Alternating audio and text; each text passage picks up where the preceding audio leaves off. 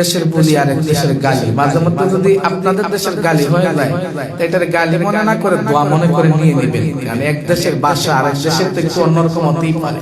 হ্যাঁ, দেশ একটা বিভাগ, ভিন্ন ভাষারও অনেক রকমের ব্যবধান আছে না নাই? সাধু ভাষা, চলিত ভাষা, আঞ্চলিক ভাষা, হ্যাঁ, তো এরকম হতে পারে। তো ওই রকম কোন ভাষা যদি কখনো অজান্তে চলে আসে, ক্ষমার দৃষ্টিতে এটা দোয়া মনে করে নেবেন, ঠিক আছে ইনশাআল্লাহ? তো যাই হোক, কোরআনে পাক থেকে তেলাওয়াত করেছি সূরা ইউনূসের 62 নম্বর আয়াত। ওই আয়াতকে আলোচনা করব, তার আগে ছোট্ট একটা সূরা আপনাদের সামনে তেলাওয়াত করে এর একটু অর্থ বলে ওই দিকে আমি ঢুকবো। মনোযোগ আছে তো? 30 পারার মধ্যে একটা সূরা হলো, যে সূরার নাম হলো সূরা আসর। সূরার নাম কি বললাম? সূরা আসর। আমরা অনেকেই এটা মুখস্থ পারি, আমি তেলাওয়াত করলেই আপনারা বুঝতে পারবেন অনেকের মুখস্থ আছে। বিসমিল্লাহির রহমানির রহিম। ওয়াল আসর ইন্নাল ইনসানা লাফি খুসর ইল্লাল্লাযীনা আমানু ওয়া আমিলুস সালিহাত ওয়া তাওয়াসাউ বিল হক ওয়া তাওয়াসাউ বিস সাবর। সুবহানাল্লাহ। এই সূরাটা অনেকে পারেন না। এখন এই সূরাটার অর্থটাকে আমরা জানবো, বুঝবো। আমরা না বোঝার কারণে, বোঝার মধ্যে ভুল, সেজন্যই আজকে এত গন্ডগোল। আজকে আমরা ভাই ভাইয়ের প্রতি হিংসা প্রতিহিংসা করি, এগুলি রাখা যাবে না। হিংসা এমন একটা বদ আমল যে আপনি যদি যত আমল করেন, যদি আপনার ভিতরে হিংসা থাকে, তাহলে আপনার আমলগুলি পুরে ছাই হয়ে যায়। কেমন ছাই? আগুন যেভাবে লাকড়িকে পুরে ভস্ম বানিয়ে দেয়, ছাই বানিয়ে দেয়, যেটা বাতাস উড়িয়ে নিয়ে যায়, যার কোনো মূল্য থাকে না। আপনি যত আমল করেন, যদি আপনার ভিতরে হিংসা থাকে, তাহলে সম্পূর্ণ আমলগুলি আপনার নষ্ট হয়ে যাবে। আমরা কি হিংসা রাখবো? হিংসা রাখবো আমরা? আল্লাহ বলেন ওয়াল আসর। মুফাসসির ইকরাম বলেছেন, এই দেখেন আমার এখানে তাফসীরে জালালাইন আছে।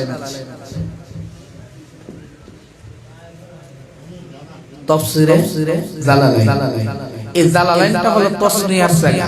আলেম উলামা যারা আছেন আপনারা বুঝবেন, এটা এক জালালের লেখা না, দুই জালালের লেখা। কয় জালালে? একজন হলো জালালউদ্দিন, ইমাম জালালউদ্দিন সুয়ুতী, হ্যাঁ, আর ওনার উস্তাদ, দুইজনে মিল্লা এই তাফসীরটা লেখছেন। এই তাফসীরে সূরা আসরের মধ্যে রাইসুল মুফাসসির হযরত আব্দুল্লাহ ইবনে আব্বাস রাদিয়াল্লাহু তাআলা আনহু ব্যাখ্যা করতেছেন। অনেকেই ব্যাখ্যা করেছেন যে আসর দ্বারা কেউ আসরের সময় বলেছেন, কেউ শুধু সময় নিয়ে বলেছেন। তো সেজন্য সময়ের কসম। কিসের কসম? সময়ের কসম। ওয়ালা সময়ের কসম। ইন্নাল ইনসানা লাফি খুসর, নিশ্চয়ই মানুষ ক্ষতিগ্রস্তের মধ্যে আছে। কারা ক্ষতিগ্রস্তের মধ্যে আছে? মানুষ। এখন আমরা কারা? আমরা কারা? অসুবিধা হচ্ছে আপনাদের? আমরা কারা? মানুষ। তাহলে ইন্নাল ইনসানা লাফি খুসর, সকল মানুষ ক্ষতিগ্রস্তের মধ্যে। মানুষ হিসেবে আমরা সবাই ক্ষতিগ্রস্তের মধ্যে। এই কথাটা কার? আরেকটু জবান খুলে কার? এরপরে আবার আল্লাহ বলতেছেন ইল্লাল্লাযীনা আমানু। ইল্লাল্লাযীনা, তারা না, তারা না, তারা ক্ষতিগ্রস্তের মধ্যে না। আল্লাহ তারা কারা? আমানু, যারা ঈমানদার, ওয়া আমিলুস সালিহাত, এবং যারা সৎ কর্ম করে, সৎ কাজ করে, নেক আমল করে, ওয়া তাওয়াসাউ বিল হক, এবং যারা সত্য কথা বলে, মানুষকে সত্যের দিকে ডাকে, মানুষকে সত্য বলার আহ্বান করে, ওয়া তাওয়াসাউ বিস সবর, এবং যারা আল্লাহর ওয়াস্তে ধৈর্য ধারণ করে, যারা ধৈর্য সবুর করে এবং অপরকে সবুর করার জন্য আহ্বান করে, সবুর করার জন্য বলে, তারা ব্যতীত সকল মানুষ হলো ক্ষতিগ্রস্তের মধ্যে। এখন ইল্লাল্লাযীনা আমানু, আমানু, এই আমানু ঈমানদার, এই নেককার এরা কারা? এই নেককাররা কারা? এটার ব্যাখ্যা করতে গিয়ে মুফাসসিরিন কিরামগণ বলেছেন তারা হলেন সালিহিন, তারা হলেন সাদিকিন, তারা হলেন সালেকিন, তারা হলেন আল্লাহর বন্ধু, তারা হলেন সত্যবাদী, তারা হলেন নেককার, তারা হলেন আল্লাহর ওলিরা। বলুন সুবহানাল্লাহ। এই আল্লাহর ওলিদের কথা বলতে গিয়ে আল্লাহ রাব্বুল আলামিন যারা ওলি মানে না, ওলি বিশ্বাস করে না, তাদের জবাব দেওয়ার জন্য আল্লাহ রাব্বুল আলামিন সূরা ইউনূসের ৬২ নম্বর আয়াতের মধ্যে সরাসরি ভাবে কারা আল্লাহর ওলি, কারা আল্লাহর বন্ধু আল্লাহ স্পষ্ট ভাবে বয়ান করে দিলেন। বলুন সুবহানাল্লাহ। আল্লাহ রাব্বুল আলামিন সূরা ইউনূসের ৬২ নম্বর আয়াতে কালিমার মধ্যে বলেন, আলেম ওলামা যারা আছেন, ওলামায়ে কিরামদের প্রতি অনুরোধ, দৃষ্টি মনোযোগ। আল্লাহ রাব্বুল আলামিন সূরা ইউনূসের ৬২ নম্বর আয়াতে বলেন, আলা, সাবধান। কি বললেন? ইন্না, নিশ্চয়ই, আউলিয়া আল্লাহ, যারা আল্লাহর ওলি হয়ে গিয়েছে। সুবহানাল্লাহ। ওলি হলো এক বচন আর আউলিয়া হলো বহু বচন। যারা স্কুল কলেজ ভার্সিটির ছাত্র ভাইয়েরা আছে, আমার নামের পূর্বে আপনারা শুনেছেন আমি একটা মাদ্রাসার প্রধান শিক্ষক। তা আমি আমার মাদ্রাসার ছাত্র পড়াই, তো আমি এবার এত সুর দিয়ে ওয়াজ করতে পারি না, তাই জন্য একটু টিচিং স্বরূপ কিছু জানা বোঝার দরকার আছে না নাই? আমার কথাগুলি কি আপনারা বুঝতেছেন? তো ওলি হলো এক বচন। এক বচন কাকে বলে? একজন ব্যক্তি বা একটা বস্তুকে বোঝানোর ক্ষেত্রে এক ব্যবহার করা হয়। দুইজন ব্যক্তি বা দুইটা বস্তুকে বোঝানোর ক্ষেত্রে দুই ব্যবহার করা হয়। তিনজন ব্যক্তি বা তিনটা বস্তুকে বোঝানোর ক্ষেত্রে তিন ব্যবহার করা হয়। তিনের পরে চার, চারের পরে পাঁচ, পাঁচের পরে ছয়, ছয়ের পরে সাত, এভাবে যত আরো আগাবে আর কিন্তু বচন নাই, তখন কি এগুলিকে বহু বচন হয়ে যাবে। কি বহু বচন? আরবিতে হলো এক বচন, দ্বিবচন, হ্যাঁ, পরে হলো ত্রিবচন, পরে হলো বহু বচন। তো সেজন্য আর বাংলায় বলে এক বচন বহু বচন, আরবিতে দ্বিবচনও রয়েছে। তো সেজন্য আল্লাহ বলেন, আলা, সাবধান, ইন্না, নিশ্চয়, আউলিয়া আল্লাহ, যারা আল্লাহর ওলি হয়ে গিয়েছে, যারা আল্লাহর বন্ধু হয়ে গিয়েছে, লা, নাই, খাউফুন, কোনো ভয় তাদের কি নাই, কোনো ভয় নাই, ওয়ালা হুম ইয়াহজানুন, আর তাদের কোনো চিন্তাও নাই। বলুন সুবহানাল্লাহ। কাদের ব্যাপারে সার্টিফিকেটটা দিলেন আল্লাহ? যদি আমার ওয়াজ বুঝে থাকেন তাহলে বলুন, যাদের ভয় নাই, যাদের চিন্তা নাই, তারা কারা? আল্লাহর ওলিরা। তারা কারা? আর একটু জবান খুলে, তারা কারা? এই সার্টিফিকেটটা দিয়েছেন কে? নাকি আমি দিছি? আপনারা দিছেন? দিয়েছেন কে? কোথায়? কোরআনে। কোথায়? কোরআনে। কোন সূরা? সূরা ইউনূস, আয়াত নাম্বার কত? ৬২। এখন বলেন, মসজিদের ইমাম বলেন, মসজিদের মুয়াজ্জিন বলেন, মসজিদের খতিব বলেন, মুহাদ্দিস সাহেব বলেন, মুফতি সাহেব বলেন, হ্যাঁ, অথবা মুফাসসির সাহেব বলেন, কারো ব্যাপারে কি আল্লাহ এই সার্টিফিকেটটা দিয়েছেন? মুফতি সাহেবের ভয় নাই, মুফতি সাহেবের চিন্তা নাই, মুহাদ্দিস সাহেবের ভয় নাই, মুহাদ্দিস সাহেবের চিন্তা নাই, ইমাম সাহেবের ভয় নাই, ইমাম সাহেবের চিন্তা নাই, মুয়াজ্জিন সাহেবের ভয় নাই, মুয়াজ্জিন সাহেবের চিন্তা নাই। কার কথা বললেন? ওলিদের কথা, বন্ধুদের কথা। যারা আল্লাহর ওলি হয়েছে, যারা আল্লাহর বন্ধু হয়েছে, আল্লাহ বলেন তাদের দুনিয়াতে তাদের কোনো ভয় নাই, তাদের কোনো চিন্তাও নাই। সার্টিফিকেটটা দিলেন আল্লাহ। তো সেজন্য আল্লাহর ওলি, আল্লাহর ওলি যারা হয়ে গিয়েছে, আল্লাহ রাব্বুল আলামিন তাদের ব্যাপারে কোরআনে পাকের মধ্যে সার্টিফিকেট দিলেন। এরই আমার বান্দা বান্দীরা শোনো, সবাই আমার বান্দা, কিন্তু এর মধ্যে ব্যবধান আছে না নাই? বাবার 5 সন্তান যদি থাকে এর মধ্যে 5 সন্তানের মধ্যে কাউকে আদর বেশি করে কাউকে কম করে, ঠিক কিনা? যারে বেশি আদর করে তার মধ্যে আদরের গুণ আছে না নাই? গুণ আছে বিদায় তো আদরটা বেশি করে। যাকে শাসন করে দোষ আছে না নাই? শাসনটা তো ভালোর জন্য করে, কি করে না? বাবারে ওলি যদি হতে চান কামেল পাস করা আপনার জন্য জরুরি না, দাওরা হাদিস কমপ্লিট করা আপনার জন্য জরুরি না। ওলি যদি হতে চান, যদি আল্লাহর হুকুমগুলি পরিপূর্ণভাবে মানেন, ওলি আল্লাহর আদর্শটাকে যদি আপনি অনুসরণ করেন, ফলো করেন, তাহলে একজন চাষালু ওলি হতে পারে, কি পারে না? বলে ওলি আল্লাহর বিরোধিতা করে, ওলি আল্লাহকে নিয়ে বিভিন্ন ধরনের সমালোচনা করে। আমি বলতে চাই আপনারা কোরআন হাদিস যদি পড়ে থাকেন, কখনো কোন ওলি আল্লাহ মনে করি তাদের সাথে তাদের বিরোধিতা করি, তাহলে আল্লাহ পাক ওলি আল্লাহদের পক্ষ নিয়ে যুদ্ধ করবেন। ওলি আল্লাহর বিরোধীদের সাথে আল্লাহর সাথে পেরে ওঠা সম্ভব? পেরে ওঠা সম্ভব? পারবেন নাকি? হ্যাঁ, তাহলে ওলি আল্লাহর বিরোধিতা করা যাবে? বিরোধিতা করা যাবে না। আজকে এই সমাজের মধ্যে অনেক বিষয় নিয়ে আমরা কি করি, বিতর্কের মধ্যে থাকি। আমরা অনেকেই বলতেছি নামাজ, রোজা, হজ, যাকাত আদায় করলেই চলবে, বায়াতের কোনো প্রয়োজন নাই, বায়াতের প্রয়োজন নাই। কোথায়? রাসূলের যুগে তো বায়াত ছিল না, সাহাবায়ে কেরামদের যুগে বায়াত ছিল না, মুরিদ ছিল না, পীর মুরিদি ছিল না, এগুলি ছিল না। এই পীর মুরিদির কোনো অস্তিত্বই নাই। নামাজ পড়লে, রোজা রাখলে, হজ করলে, যাকাত দিলেই চলবে। এখন আমি বলতে চাই আপনাদেরকে, নামাজ পড়তে হবে, এটা কি আপনারা অস্বীকার করেন? আর জবান খুলে অস্বীকার করেন? রমজানের রোজা আমাদের উপরে ফরজ কিনা? আমরা রাখি না? যাদেরকে আল্লাহ সম্পদ দিয়েছে, যাদেরকে আল্লাহ সম্পদ দিয়েছেন, যাকাত দেওয়ার দরকার আছে না নাই? হ্যাঁ, যাদেরকে আল্লাহ সম্পদ দিয়েছেন, জীবনে একবার হজ করা ফরজ, হজ করার দরকার আছে না নাই? তো এখন আমরা যারা এই বায়াত শব্দটা হলো আরবি।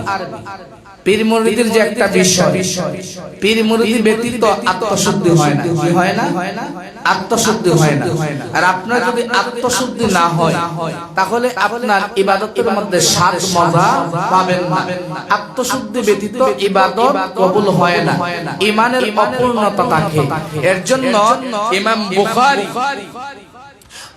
বুখারী শরীফ লেখার প্রথমেই উনি ঈমান অধ্যায়ের মধ্যে সাহাবায়ে কেরামদের মুরিদ হওয়ার ব্যাপারে আলোচনা করেছেন এবং উনি বুঝিয়েছেন যে সাহাবায়ে কেরাম ওই ঈমানের ব্যাপারে বায়াত গ্রহণ করাকে ঈমানের অস্তিত্ব মনে করতেন। বলুন সুবহানাল্লাহ।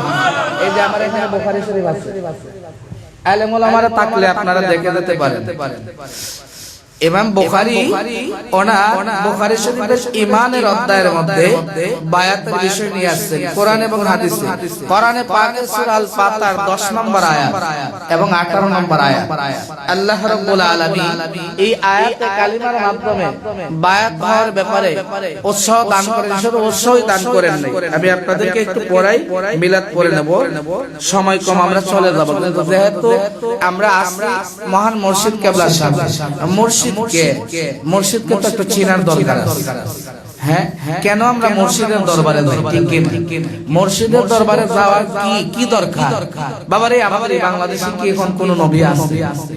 হ্যাঁ, মুর্শিদ কে আপনারা নবী মনে করে যান? কি মনে করে? ওলি মনে করে যান, নেককার মনে করে যান, সালিহিন মনে করে যান।